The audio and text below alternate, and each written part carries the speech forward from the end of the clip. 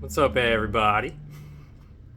I've been playing guitar all day. I know not many people know that I play guitar because I don't ever share anything, but I do. It is a hobby that I truly enjoy, and I just wanted to share something music related that not many people know about, including other guitarists. So let's get into it.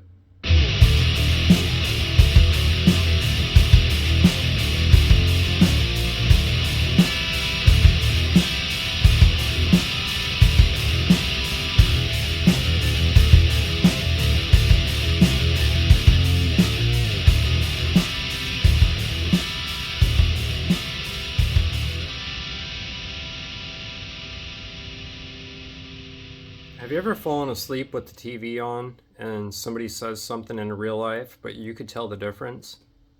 That is some sort of audio fidelity, otherwise known as timbre. Timbre is spelled Timbre. It reads like timber, but it's pronounced timbre. And timbre is the characteristic of sound.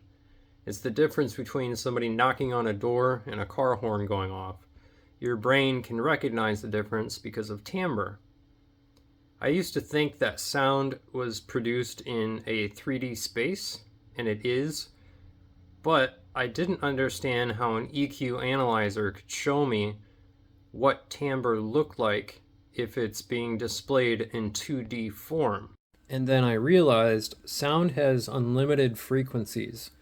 An analyzer is just a human invention that does its best to show you a representation, but it can't show you every single nuance across this sort of frequency spectrum. Okay, so where the hell am I going with all of this? Well, if a music producer is going to record a guitarist, he has to use a microphone planted on the guitarist's cabinet speaker. This is a Mesa triple rectifier with a Mesa 4x12 cabinet loaded with four 12-inch Celestion vintage speakers. It's kind of like the Mercedes SLR McLaren in the guitar world, but irrelevant to what I'm trying to explain. It's a tube amplifier or a real analog system. See, for guitarists, we either have analog systems like this tube amp or we have digital systems. Digital is convenient because it emulates something, but it often lacks the fidelity of what it's trying to recreate. There are purists out there that claim tube amps sound the best, and they're not wrong.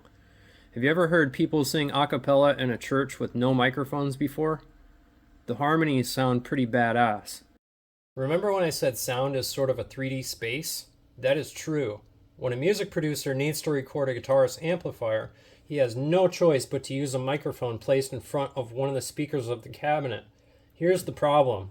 Microphones can only pick up so many frequencies, meaning pure fidelity is lost. The microphone is the weakest link between getting that true sound that is being produced in real life and being recreated on your end. I'll show you an example of how extreme a microphone gains and loses frequencies. For this example, I can't play guitar and move the microphone around at the same time. I'll try, but pay attention to how the microphone gains and loses frequencies.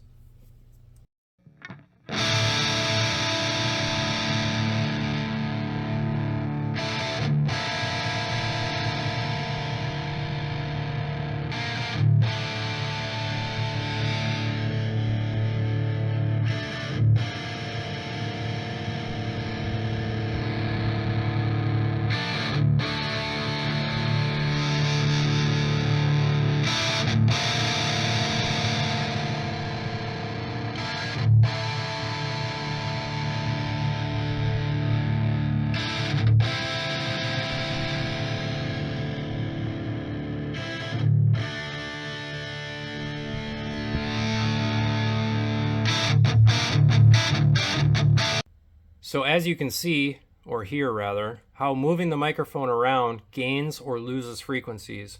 If you listen towards the end of that recording I made, it sounded like it got pretty good. But remember how I said sound is a 3D space? The microphone truly is the weakest link when it comes to recording. Music producers will often make a guitarist record the exact same thing multiple times.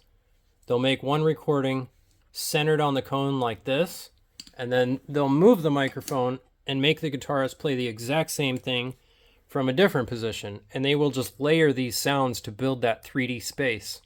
Here's a fun little fact. If I were recording my amplifier and I had the fan going, I could put a second microphone at the fan, record the amplifier and the fan at the same time using two different microphones.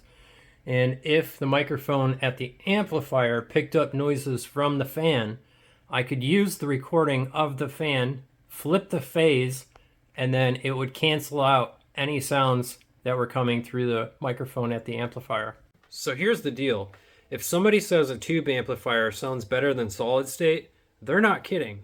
This is an analog device that sends its signal through speakers that are designed for guitar.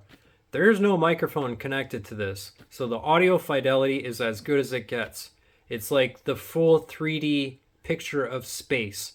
All of the harmonic frequencies are there. And if somebody plays your favorite song on this, you're going to get goosebumps. Now, the problem comes when somebody connects a microphone to this. Once you do that, it's automatically CD quality. And that's not really a bad thing. We know CD quality sounds really good, but it's just not the full picture. Does that make sense? Okay, so what I said was quite subjective, especially when most people can't tell the difference between CD quality and an analog sound, and that's okay. So, analog systems might sound better, but they're limited with what they can do. You need a microphone to record them, and they cost a lot of money. Somebody out there has invented something so incredibly cool that it's going to change the guitar world forever.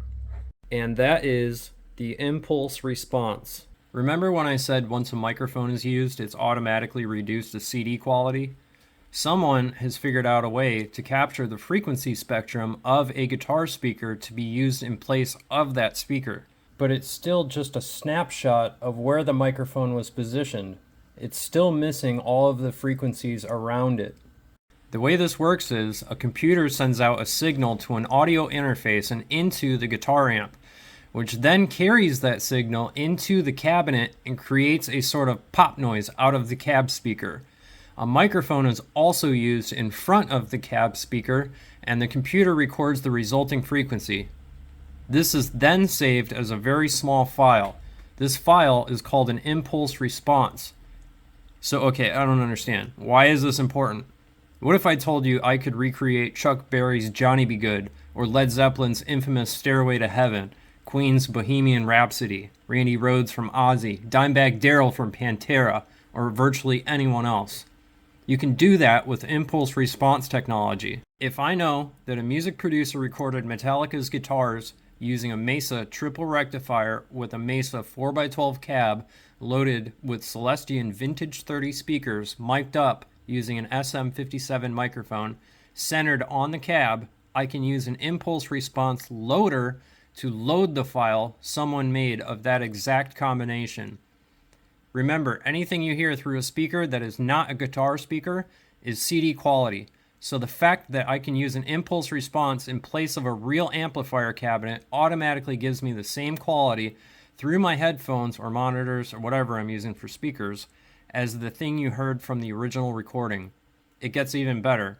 Technology these days has advanced so far ahead that there are amplifier emulators that are digitally created to copy the infrastructure of the components used in an amplifier. That means the circuitry, the capacitors, resistors, tubes are very close to the same thing.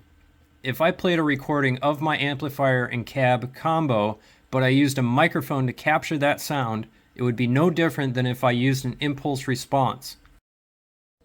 Now don't be confused, an impulse response is not going to replace a speaker. It's just a combination of the amp, the cab, the microphone, and the microphone placement. Multiple instances of these IR files should be loaded at the same time to really sculpt that 3D sound. So when you hear it, it sounds almost like the real thing. Here's another way of looking at it.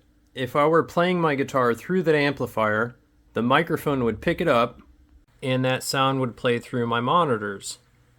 It would be no different than if I had an amp and cab loaded with an impulse response of that combination. The sound coming through the monitors using either method should be the same. Hopefully now you can understand the appeal to this. There's literally thousands and thousands and thousands of different combinations of amps and cabs and microphones and placements and speakers. And if you can figure out what your favorite artist uses, you can sound just like them. Instead of literally spending thousands of dollars on an amplifier and cabinet and all the effects you want, you can use that money towards an audio interface. This virtually unlocks everything you need if you look hard enough. And lastly, no two guitars are the same, so in order to tone match your guitar to someone else's, you need some sort of program that can hear their guitar, hear your guitar, and then combine the two frequencies. I'm using an Axe-Fx 3, which is an effects processor that is built around impulse response technology, but this can all be done with software. Alright, if you made it this far, I'm surprised. But hopefully you learned something, and remember, wet tumbling is superior, and Epstein didn't kill himself.